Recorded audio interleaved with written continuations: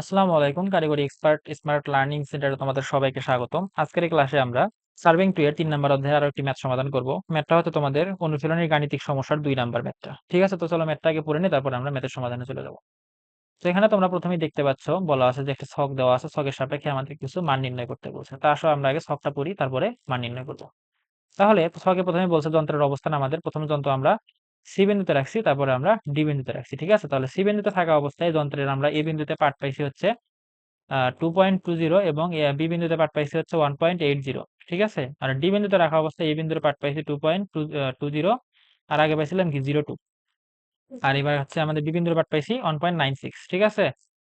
হ্যাঁ, এরপর তাহলে এখানে দেখো এখানে আমাদের বলছে যে হচ্ছে আমাদের ভূমিটাকে নাম দিয়েছে হচ্ছে যে ভূমিটা আমরা লেবেলিং করতেছি সেটার নাম দিয়েছে হচ্ছে ডিএসি, অর্থাৎ এই যে ডিএ সিবি, যাই হোক নাম দিয়েছে। ঠিক আছে?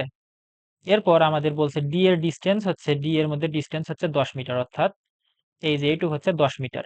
এরপর এসি এবং সিবি হচ্ছে 50 মিটার করে, অর্থাৎ এইটুক এইটুক হচ্ছে 50 মিটার করে হচ্ছে, অর্থাৎ টোটাল তাহলে 100 মিটার।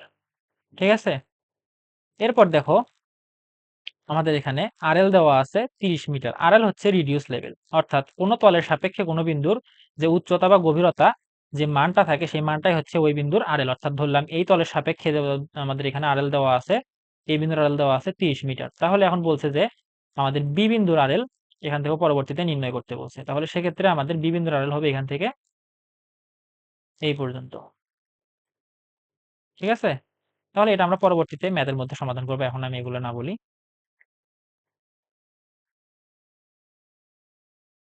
তাহলে এখন আমাদের কি কি চাইছে দেখো। এখানে চাইছে হলো প্রথমে যন্ত্রটির কলিমেশন রেখা আনুভূমিক আছে কিনা সেটা নির্ণয় করতে বলছে। এরপর না থাকলে কি অবস্থায় আছে, অর্থাৎ ঊর্ধ্বমুখী আছে নাকি নিম্নমুখী আছে। এরপর যন্ত্রটি সমন্বয় করতে হবে, মানে কিভাবে সমন্বয় করব সেটা বলতে বলছে। এরপর আমাদের কলিমেশন রেখার ভ্রান্তির হার কত। ঠিক আছে? ভ্রান্তির রেখা হার নির্ণয় করতে বলছে, শুধু ভ্রান্তি না। ঠিক আছে? ভ্রান্তির হার নির্ণয় করতে বলছে, অর্থাৎ 100 মিটারে কতটুকু ভ্রান্তি হবে সেটা নির্ণয় করতে হবে। ঠিক আছে? তাহলে এখন এখানে ডি বিন্দুতে যন্ত্র থাকার অবস্থায় এ ও বি বিন্দুর তেজটা পাঠ কত হবে। ঠিক আছে? অর্থাৎ ডি বিন্দুতে যখন আমাদের যন্ত্রটা ছিল সেক্ষেত্রে আমাদের এই এ বিন্দুর এটা তো আমাদের ভ্রান্তিযুক্ত পাঠ, এই দুইটাই। ঠিক আছে? তাহলে প্রকৃত পাঠ কত হবে সেটা আমাদের নির্ণয় করতে বলছে। এরপর আমাদের শেষে যাইছে হচ্ছে বি বিন্দুর আরএল কত, অর্থাৎ এর আরএল দেওয়া আছে আমাদের, সেটা থেকে বি আরএলটা বের করে দিতে হবে। তো আসো এখন আমরা ম্যাথটার সমাধানে চলে যাই। তো এখানে প্রথমে আমাদের কি চাইছিল, প্রথমে আমাদের চাইছিল যে কলিমেশন রেখাটা ঠিক আছে কিনা। তাহলে আমাদের এখন আমরা দেখবো যে কলিমেশন রেখাটা ঠিক আছে কিনা। তাহলে সেক্ষেত্রে আমরা প্রথমে কি লিখবো, যন্ত্র যখন যন্ত্র যখন সি বিন্দুতে, তখন এ ও বি বিন্দুর আপেক্ষিক এলিভেশন বা তাদের মধ্যবর্তী উচ্চতার পার্থক্য, আপেক্ষিক এলিভেশন আমি সংক্ষেপে লিখলাম, এলিভেশন ইজ ইকুয়াল টু, আপেক্ষিক এলিভেশন নির্ণয় করতে কি করতে হবে। এখন আমরা এই সি বিন্দুতে থাকা অবস্থায় এ এবং বি বিন্দুর যে স্টাপ পার্ট পাইছিলাম সেই পার্ট দুইটার পার্থক্য নির্ণয় করব। তাহলে আমরা এ এবং বি বিন্দুর মধ্যবর্তী যে এই যে দেখো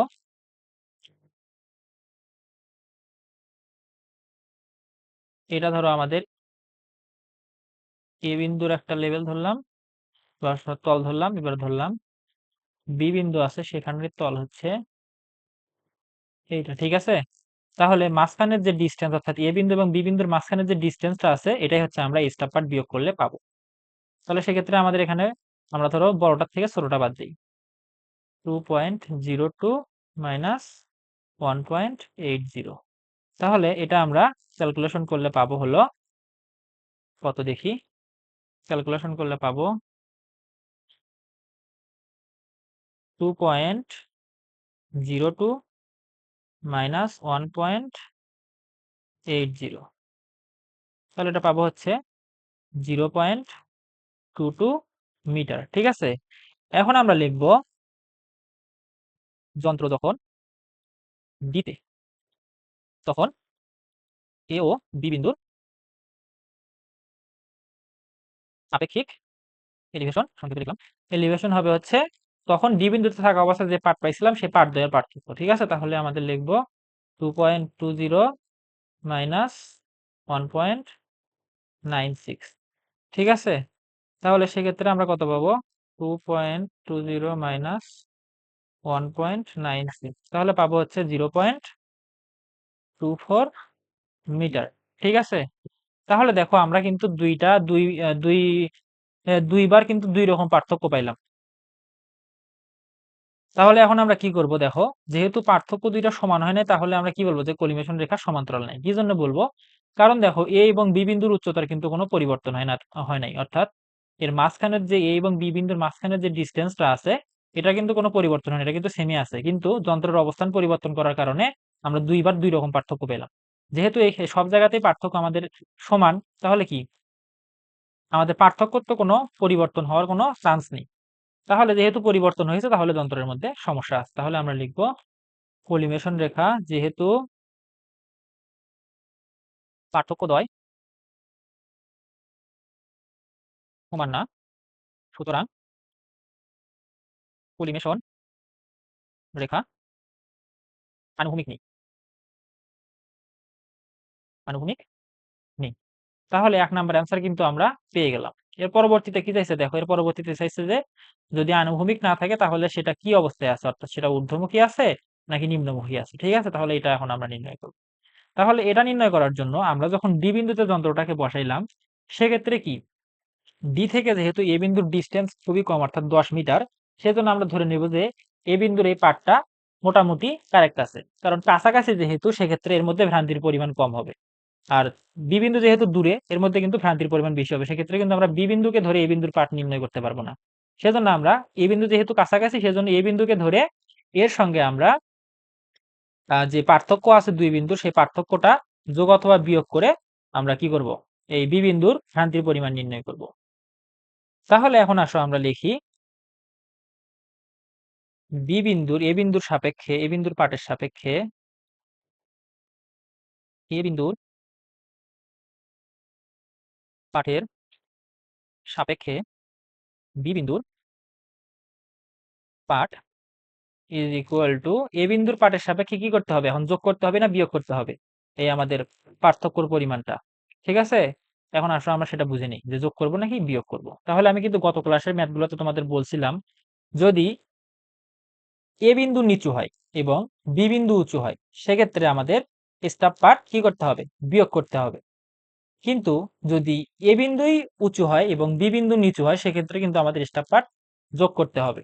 তাহলে এক্ষেত্রে কি আমাদের এ বিন্দু নিচু এবং বি বিন্দু উঁচু, তাহলে আমাদের এ বিন্দু থেকে যদি আমরা বি বিন্দুর পার্ট পেতে চাই, তাহলে এ বিন্দুর পার্ট থেকে আমাদের এই পার্থক্যটা বিয়োগ করতে হবে। তাহলে এখানে আমরা লিখব 2.02, 02 না, ডি বিন্দুতে থাকা অবস্থায় পার্ট পাইছিলাম কত আমরা, 2.20 মাইনাস হচ্ছে আমাদের এই স্টাফ পার্টের যে পার্থক্য আছে সেটা। ঠিক আছে, তাহলে 0.20। এখন আমরা এইটা কি জন্য ধরলাম, সেটাও কিন্তু আমি গত ক্লাসগুলোতে বুঝেছিলাম। এটা ধরলাম কারণ আমরা এই যে পার্থক্যটা পাইছি, এই পার্থক্যটা আমরা যখন ধরো যন্ত্রটা যখন একদম দুই বিন্দুর মাঝখানে আছে, সেই অবস্থায় যে স্টাফ পার্ট পাইছিলাম, সেই স্টাফ পার্ট দুইটা বিয়োগ করে আমরা এই পার্থক্যটা পাইছি। তাহলে যন্ত্র যখন মাঝখানে আছে, তখন এইদিকেও যত পরিমাণ দূরত্ব পর আমরা পাঠ গ্রহণ করছি, এইদিকেও তত পরিমাণ দূরত্ব পর আমরা পাঠ গ্রহণ করছি। তাহলে সমদূরত্বে পাঠ গ্রহণের জন্য এ বিন্দুতে যে পাঠ পাইছি, সেই পাঠের মধ্যে যে পরিমাণ ভ্রান্তি আছে, বি বিন্দুতে পাঠের মধ্যে সেই পরিমাণই ভ্রান্তি আছে। তাহলে এই দুইটা যখন বিয়োগ করব, তখন এই ভ্রান্তি ভ্রান্তি কাটাকাটি হয়ে যাবে, শুধু এদের মধ্যে আসল পার্থক্যটা এখানে আমরা রেজাল্টে পাবো। ঠিক আছে, এই জন্যই আমরা এটা ধরবো। কিন্তু যখন আমাদের দেখো ডি বিন্দু এটা ধরলাম না, কারণ এখানে 10 মিটার দূরত্বে আমরা যন্ত্র থেকে এই বিন্দুর পাঠ গ্রহণ করছি, এবং 110 মিটার দূরত্বে হচ্ছে বি বিন্দুর পাঠ গ্রহণ করছি। তাহলে বি বিন্দুর মধ্যে ভ্রান্তির পরিমাণ কতটুকু আছে, 110 মিটারের জন্য ভ্রান্তি আছে, অর্থাৎ বি বিন্দুর মধ্যে ভ্রান্তির পরিমাণ বেশি আছে। কিন্তু এ বিন্দু যেহেতু কাছে, এই বিন্দুর মধ্যে ভ্রান্তির পরিমাণ কম আছে। তখন আমরা যখন এই দুইটা বিন্দুর পার্থক্য নির্ণয় করব, তখন কিন্তু আমাদের এটা কিন্তু প্রকৃত প্রকৃত এলিভেশন, আপেক্ষিক এলিভেশন বা প্রকৃত বস্তু বিন্দুদের মধ্যবর্তী পার্থক্য কিন্তু আসবে না। ঠিক আছে, সেজন্য আমরা যখন যন্ত্র মাঝ বরাবর রেখে যে পাঠটা গ্রহণ করে পার্থক্য নির্ণয় করবো, সেটাই হচ্ছে আমাদের প্রকৃত এই বিন্দুদের মধ্যবর্তী দূরত্ব। ঠিক আছে, সেজন্য আমরা এখান থেকে এখন এই এ থেকে এখন প্রকৃত এদের মধ্যবর্তী যে ডিস্টেন্সটা আছে, মানে মধ্যবর্তী যে পার্থক্যটা আছে উচ্চতার, সেটা এখন আমরা বিয়োগ করে দিলে বি বিন্দুর পার্টটা পাবো। তাহলে এখান থেকে এটা বিয়োগ করে দিলাম, বিয়োগ করে দিলে আমরা পাবো হচ্ছে 2.20 মাইনাস 0.22। ঠিক আছে, তাহলে 1.98 মিটার। এটা তাহলে আমরা বি বিন্দুর জন্য মোটামুটি একটা কি পাইলাম, মোটামুটি একটা কি পেলাম, কি বলে, একটা অ্যাকুরেট কাছাকাছি একটা মান পেলাম, কিন্তু এর মধ্যেও কিন্তু ভেজাল আছে, কিন্তু ধরে নিলাম মনে করো যে এটা অ্যাকুরেট মোটামুটি। এখন আমরা দেখবো যে এই পার্টটা কোন জায়গায়, এই পার্টটা এখন দেখো তো, এই পার্টটা কত, 1.98। তাহলে এখানে আসলে হচ্ছে পার্ট ছিল 1.96, তাহলে এক্ষেত্রে আমরা পার্ট পাইলাম হচ্ছে 1.98, ধরো অল্প একটু উপরে এখানে। তাহলে এখানে আমরা লিখবো 1.98। তাহলে আমরা যন্ত্রের সাহায্যে পার্ট পাইছিলাম হচ্ছে এখানে, কিন্তু আমাদের পার্ট পাওয়ার কথা কোথায় ছিল, এখানে। অর্থাৎ পার্ট পাওয়ার কথা ছিল হচ্ছে আমাদের এখানে, কিন্তু আমরা পাইছি হচ্ছে নিচে। তাহলে সেক্ষেত্রে কি, যেহেতু নিচে পাইছি তাহলে যন্ত্রটা কি, নিম্নমুখী, তাই না? অর্থাৎ আমাদের প্রকৃত পার্ট পাওয়ার কথা ছিল এখানে, কিন্তু পাইছি হচ্ছে তার থেকে নিচে। তাহলে কি, যন্ত্রটা নিম্নমুখী, নিচের দিকে হয়ে আসার জন্যই তো আমরা প্রকৃত পার্টের থেকে নিচে পার্ট পাইছি। ঠিক আছে না? তাহলে এখানে আমরা লিখব, এখন আমরা লিখব যেহেতু বি বিন্দুর প্রকৃত পার্ট 1.98 যন্ত্রের দ্বারা প্রাপ্ত পাঠের থেকে, প্রাপ্ত পাঠ কত ছিল আগে সেটা লিখেন, প্রাপ্ত পাঠ 1 পয়েন্ট কত ছিল, 96 হতে বড়, সুতরাং কলিমেশন রেখা কি, নিম্নমুখী। ঠিক আছে, তাহলে আমরা 2 নাম্বার অ্যান্সারও কিন্তু পেয়ে গেলাম। এরপর এখন আমরা 3 নাম্বার অ্যান্সার দেখব যে যন্ত্রটিকে কিভাবে আমাদের সমন্বয় করতে হবে। তাহলে এটা আমাদের ব্যাখ্যা করে দিতে হবে। আসো আমরা ব্যাখ্যা করে তোমাদের এটা বলে দিই। তাহলে এই ক্ষেত্রে লিখব যে যন্ত্রটি সমন্বয়ের জন্য, যে আমাদের পরবর্তী অ্যান্সার, যন্ত্রটি সমন্বয়ের জন্য ডায়াফ্রামের ক্রস হেয়ারকে ক্রস হেয়ারকে ডায়াফ্রামের ক্যাপস্টান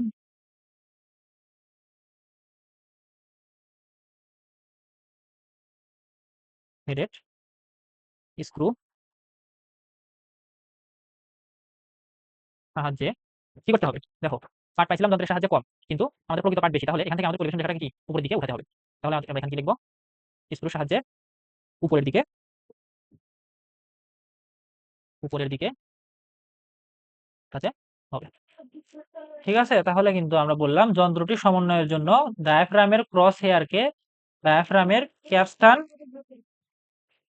ক্যাপস্টান হেডেড স্ক্রুর সাহায্যে উপরের দিকে উঠাতে হবে। ঠিক আছে, এরপর আমরা পরবর্তী অংশে চলে যাই। পরবর্তী অংশে বলছে, কি বলছে, পরিবেশনের ভ্রান্তির হার কত। আচ্ছা, পরিবেশনের ভ্রান্তির হার এখন আমরা নির্ণয় করব। তাহলে দেখো, বি বিন্দুতে আমরা যে পাঠটা পাইলাম প্রকৃত পাঠ এইটা, আর পূর্বে পাইছিলাম হচ্ছে যন্ত্রের ভ্রান্তি পাঠ পাইছিলাম 1.96। এখন এই দুইটা পাঠ যদি আমরা পার্থক্য নির্ণয় করি, তাহলে এই যে কতটুক ভ্রান্তি পাবো, এই যে এতটুক ভ্রান্তি কিন্তু আমরা পাবো। এটাই হচ্ছে আমাদের এই যন্ত্রের ভ্রান্তি।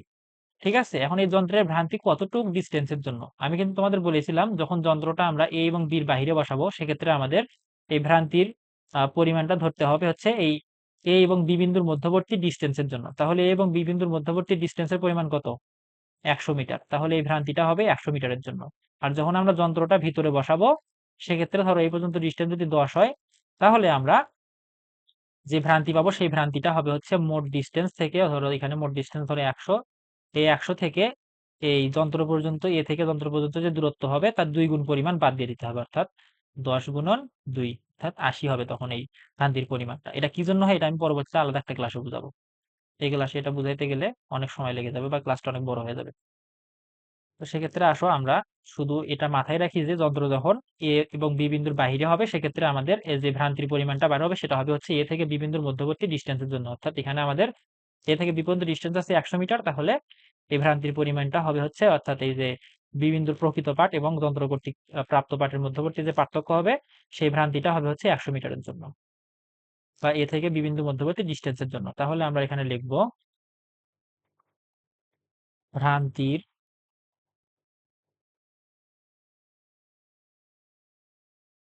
পরিমাণ ইজ ইকুয়াল টু, কি হবে, আমরা প্রকৃত পাঠ পাইছিলাম কত, প্রকৃত পাঠ পাইছিলাম 1.98 এবং ভ্রান্তি পাইছিলাম হচ্ছে মাইনাস 0.1 কি বলে, ভ্রান্তি সংবলিত পাঠ পাইছিলাম 1.96। তাহলে এটা বিয়োগ করলে হবে হচ্ছে 0.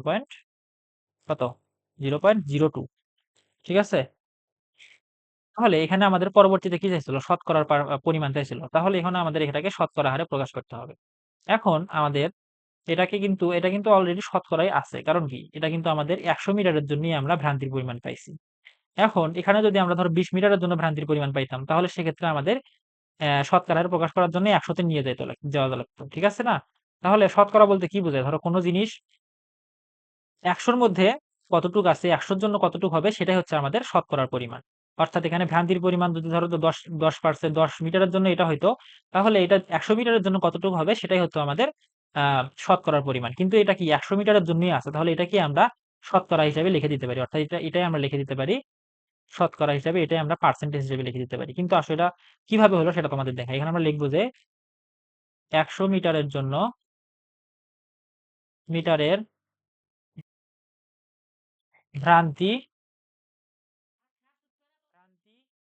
0.02, তাহলে 1 মিটারের জন্য ভ্রান্তি 0.02 ভাগ 100। তাহলে এখন আমরা কত পেলাম, 1 মিটারের জন্য ভ্রান্তি পেলাম। এখন এটাকে আবার 100 মিটারের জন্য ভ্রান্তি হবে হচ্ছে 0.02 ভাগ 100 গুণন 100। ঠিক আছে, তাহলে 100 কাটাকাটি হয়ে গেলে 0.02 থাকতেছে। কিন্তু এরা যদি ধরো আমাদের 10 মিটারের জন্য হইতো, 10 মিটারের জন্য যদি হইলো, তাহলে এখানে আমাদের এটাকে আগে 10 দ্বারা ভাগ করে তারপরে সেটাকে 100 দ্বারা গুণ করে দিতে হতো। তাহলে সেক্ষেত্রে আমরা মান কিন্তু আলাদা পাইতাম। ঠিক আছে। এখন তাহলে আশা করতেছি তোমরা বিষয়টা বুঝতে পারছো। তাহলে এখন এই মাত্র আমরা 4 নাম্বার পার্ট, অর্থাৎ ডি বিন্দুতে থাকা অবস্থায় এ ও বি বিন্দুর স্টাপ পার্ট কত হবে বা প্রকৃত স্টাপ পার্ট কত হবে সেটা নির্ণয় করব। ঠিক আছে। তাহলে এখন আমরা লিখব এ বিন্দুর প্রকৃত step part is equal two, কি হবে, এ বিন্দুর যে ভ্রান্তি সংবলিত পার্ট ছিল সেখান থেকে যদি আমরা এ বিন্দুর জন্য যে আমাদের ভ্রান্তির পরিমাণ আছে সেটা যদি বাদ দিয়ে দেই, সেটাই তো তাহলে আমরা এ বিন্দুর প্রকৃত স্টাপ পার্ট পাবো, তাই না? তাহলে এখানে আমরা আগে লিখি এ বিন্দুর ভ্রান্তি সংবলিত পার্ট কত ছিল, 2.20। তাহলে আমরা এখানে লিখবো 2.20। এটার থেকে এখন আমরা কি করব, এটার ভ্রান্তির পরিমাণটা বিয়োগ করে দিব। ভ্রান্তির পরিমাণ কি পাবো, দেখো এটা আমাদের কত মিটারের জন্য ভ্রান্তি, 100 মিটারের জন্য। তাহলে 0.02 হচ্ছে 100 মিটারের জন্য, এটাকে আমরা 100 দ্বারা ভাগ করে নিলাম 1 মিটারের জন্য। এখন ডি থেকে যন্ত্রটা কত মিটার দূরত্বে আছে তার জন্য আমাদের ভ্রান্তির পরিমাণ বের করতে হবে। তাহলে ডি থেকে এর দূরত্ব ছিল 10 মিটার, তাহলে আমাদের 10 মিটারের জন্য ভ্রান্তি বের করতে হবে, তাই না? তাহলে এর সঙ্গে এখন আমাদের যদি 10 গুণ করে দেই, তাহলে কি হলো, 10 মিটারের জন্য ভ্রান্তি বের হলো। কিভাবে, বিষয়টা আবার একটু খেয়াল করো। এখানে আমাদের এই 0.02 হচ্ছে 100 মিটারের জন্য ভ্রান্তির পরিমাণ। এখন তাহলে এটাকে যদি 100 দ্বারা ভাগ করি, তাহলে 1 মিটারের জন্য ভ্রান্তির পরিমাণ বার হবে। তারপরে সেটাকে যদি আবার 10 দ্বারা গুণ করি, তাহলে 10 মিটারের জন্য ভ্রান্তির পরিমাণ বার হবে। সেটাকে যদি আমরা এই ভ্রান্তি সংবলিত মান থেকে বাদ দিয়ে দিই, তাহলে আমরা এর জন্য প্রকৃত পাঠটা পাবো। ঠিক আছে, তাহলে আসো ক্যালকুলেশন করে আমরা বার করি এটা কত হবে। তাহলে এই ক্ষেত্রে আমরা মান পাবো হচ্ছে 2.198 মিটার। ঠিক আছে, এটা হচ্ছে আমাদের প্রকৃত পাঠ এ বিন্দুর জন্য। এখন বি বিন্দুর জন্য প্রকৃত স্টাপ পাঠ হবে, প্রথমে আমরা বি বিন্দুর যে ভ্রান্তি সংবলিত পাঠ ছিল সেটাকে লিখবো। ভ্রান্তি সংবলিত পাঠ কত ছিল, এখানে দেখো 1.96। তাহলে এখানে আমরা লিখবো 1.96 মাইনাস এটার জন্য যে ভ্রান্তি হয়েছে বি বিন্দুর ডিস্টেন্সের জন্য, সেটা আমরা এখান থেকে এখন বাদ দিয়ে দিব। তাহলে সেটা হবে হচ্ছে কত, আগে আমরা 1 মিটারের জন্য ভ্রান্তি বার করি 0.02 ভাগ 100। তাহলে এটা আমাদের 1 মিটারের জন্য ভ্রান্তি, এর সঙ্গে আমরা এখন বি বিন্দুর ডিস্টেন্সটা গুণ করে দেবো। বি বিন্দুর ডিস্টেন্স কতটুকু, ডি থেকে বি বিন্দুর টোটাল ডিস্টেন্স হচ্ছে এখানে 10 50 50, অর্থাৎ 110 মিটার। তাহলে এর সঙ্গে আমরা 110 গুণ করে দিলেই আমরা আমরা 110 মিটারের জন্য ভ্রান্তির পরিমাণ পাবো এইটুকের জন্য। সেটা আবার আমরা এই ভ্রান্তি সংবলিত মান থেকে বাদ দিয়ে দিলেই আমরা বি বিন্দুর জন্য প্রকৃত পাঠ পাবো। তাহলে এখানে আমাদের এখন 0.02 ভাগ 100 গুণন হচ্ছে 110। ঠিক আছে, এখন এটার সাথে এটা আমরা এখন বাদ দিয়ে দিব হচ্ছে 1.96 থেকে, তাহলে আমরা পাবো হচ্ছে 1.938 মিটার। তাহলে এটাই হচ্ছে আমাদের বি বিন্দুর প্রকৃত স্টাপ পার্ট। ঠিক আছে, তাহলে কিন্তু আমরা 4 নম্বর অংশের সমাধানও করে ফেলে দিলাম। এখন আমরা 5 নম্বর অংশের সমাধান করলে ম্যাথটা আমাদের শেষ। ঠিক আছে, তাহলে 5 নম্বর অংশটা ছিল যে বি বিন্দুর আড়াল কত। তাহলে এখানে দেখো, এখানে আমাদের এ বিন্দুর আড়াল দেওয়া ছিল কত, 30 মিটার। এ বিন্দুর আড়াল দেওয়া ছিল 30 মিটার, অর্থাৎ ধরো এ বিন্দুর আড়াল দেওয়া ছিল, ধরো আমাদের, আমি একটু এই লাইনটা মিশিয়ে ফেলি।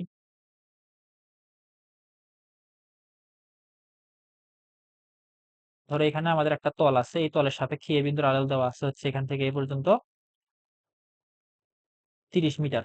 আড়াল বলতে কি বোঝায়, কোন তলের সাপেক্ষে কোন বিন্দু কতটুকু উঁচু বা নিচু, এই গভীরতা বা উচ্চতার পরিমাণটাই হচ্ছে আরএল। ঠিক আছে, তাহলে এ বিন্দুর এখান থেকে ধরলাম এ বিন্দুর আড়াল দেওয়া আছে 30 মিটার, অর্থাৎ এ বিন্দু এখান থেকে 30 মিটার উচ্চতায় আছে। তাহলে এখন যদি বলে আমাদের এই তলের সাপেক্ষে বি বিন্দুর আড়াল কত, তাহলে এখান থেকে আমাদের এইটুকুর মানটা নির্ণয় করতে হবে। তাহলে সেক্ষেত্রে আমরা কি করতে পারি, দেখো এই পর্যন্ত আমরা কিন্তু এ বিন্দু পর্যন্ত মান জানি, এই পর্যন্ত কিন্তু মান জানি। ঠিক আছে, এই যে এইটুক পর্যন্ত কিন্তু মান জানি, এইটুক হচ্ছে 30 মিটার। এখন আমাদের এই যে এইটুকের জন্য মান প্রয়োজন, এই যে উপরের এইটুকের জন্য আমাদের মান প্রয়োজন। তাহলে এইটুক কি, এইটুক হচ্ছে আমরা প্রথম যে দুই বিন্দুর মধ্যবর্তী উচ্চতার যে পার্থক্য নির্ণয় করলাম, অর্থাৎ 0.02 মিটার, এটা যে নির্ণয় করলাম, এটা যদি এখন আমরা এই এ বিন্দুর আড়ালের সাথে যোগ বা বিয়োগ করে দিই, তাহলে কিন্তু আমরা এই জায়গার আড়ালটা পাচ্ছি। এখন দেখো এ বিন্দু কি নিচু আর বি বিন্দু কি উঁচু, তাহলে আমরা এ বিন্দুর আড়াল অবশ্যই কম হবে যেহেতু এ বিন্দু নিচু, আর বি বিন্দু যেহেতু উঁচু, তাহলে বি বিন্দুর আড়াল অবশ্যই বেশি হবে। তাহলে এ বিন্দুর সাথে এ এবং বি বিন্দুর পার্থক্যটা যোগ করে দিলেই কিন্তু আমরা বি বিন্দুর আড়াল পাচ্ছি। ঠিক আছে, তাহলে সেক্ষেত্রে আমরা কি লিখবো নিচে দেখো, সেক্ষেত্রে আমরা নিচে লিখবো হলো এ বিন্দুর RL is equal to 30 metre, তাহলে বি বিন্দুর RL is equal to 30 plus 0.22 metre.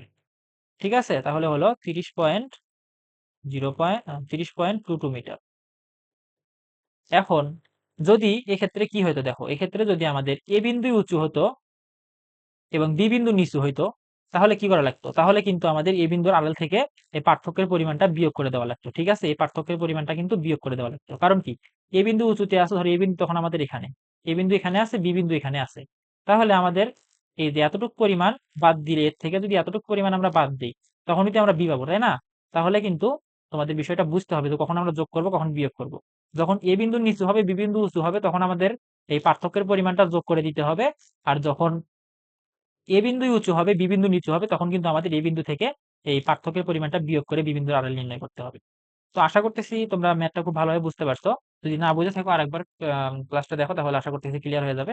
তো আজকের ক্লাস এ পর্যন্ত ছিল, পরবর্তী ক্লাস দেখার আমন্ত্রণ জানিয়ে এখানে শেষ করছি। আল্লাহ হাফেজ।